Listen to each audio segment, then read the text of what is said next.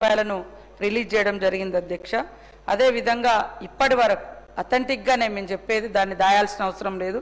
ఉన్న బకాయిలు 5,520 కోట్ల 60 లక్షల రూపాయలు బకాయి ఉంది అధ్యక్ష.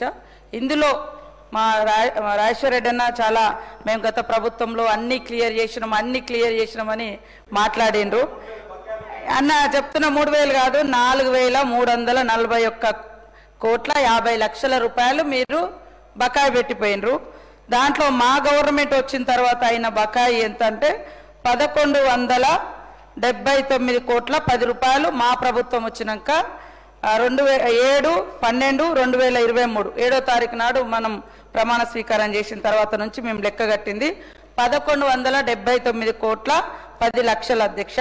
ఇప్పటి వరకు ఉన్న బకాయిలు అన్ని కలుపుకుంటే మరి 5,520 కోట్ల 60 లక్షలని మేము చెప్పడం జరిగింది అధ్యక్ష.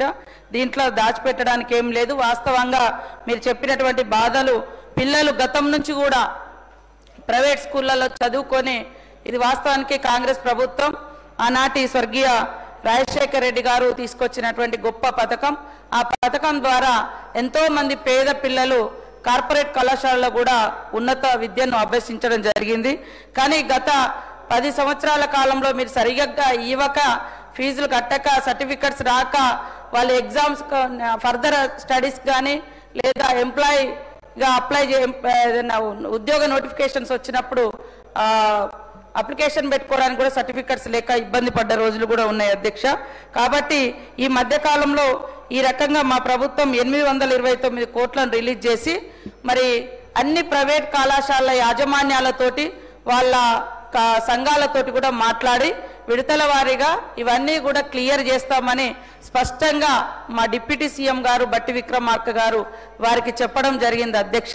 తప్పకుండా ఇక్కడ నుంచి మేము యాజమాన్యాలకు కూడా పిలుపునిస్తా ఉన్నాం.